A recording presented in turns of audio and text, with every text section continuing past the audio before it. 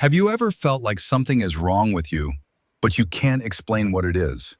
Like you're around people, talking, laughing, but inside you feel completely disconnected. Like you don't belong in the world everyone else seems to fit into so easily.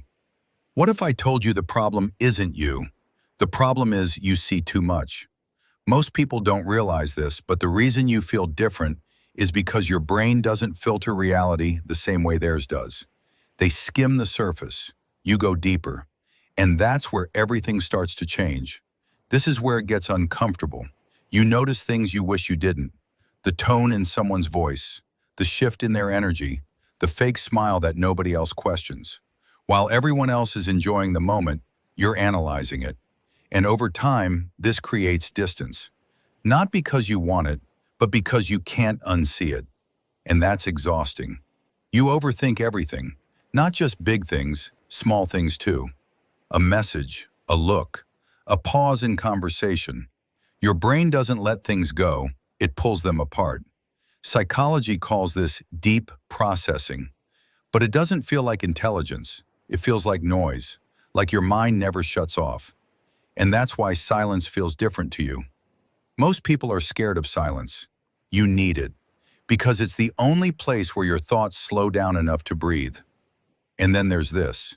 You don't trust easily, not because you're cold, but because you've seen patterns too many times. You've watched people say one thing and do another. You've seen how quickly people switch when it benefits them. So your brain adapted. It started protecting you before you even realized it. That's not distance. That's pattern recognition. But here's the part nobody tells you. The same thing that protects you also isolates you. Because when you see patterns clearly, you stop giving people the benefit of the doubt. And suddenly connection becomes harder. Not impossible, but rare. And that's why small talk feels painful. You don't want surface-level conversations. You want something real, something honest, something deep. But most people don't operate there. So you sit there, listening, nodding, while your mind slowly checks out. And people call you quiet. They say you're distant.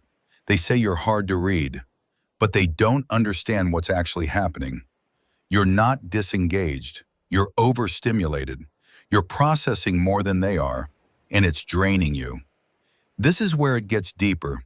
You feel things more intensely than most people. Not just your emotions, other people's too.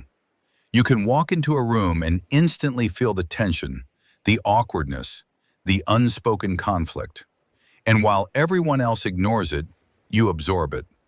Neuroscience shows that some people have higher emotional sensitivity, which means your brain literally picks up more data, more signals, more meaning. And while that sounds like a gift, it comes with a cost. Because when you feel more, you get overwhelmed faster. That's why you need space. That's why you pull back. That's why you disappear sometimes. Not because you don't care, but because your system needs to reset.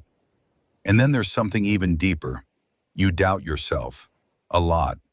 You question your thoughts, your decisions, your place in the world. It feels like insecurity, but psychology shows something interesting.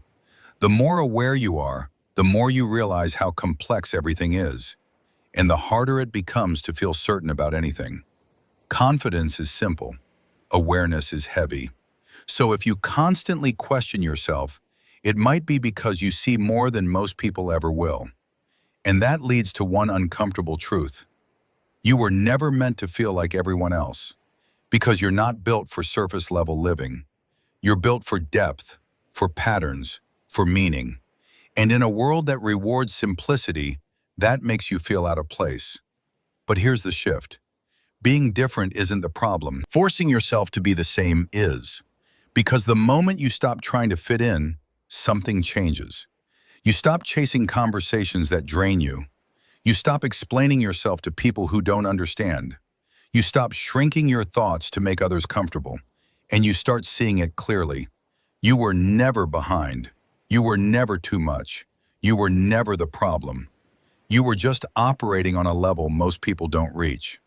And if you've been watching this, recognizing yourself, Feeling like someone finally explained what's been going on in your head this whole time, that's not random. That means you're aware. And most people never get there.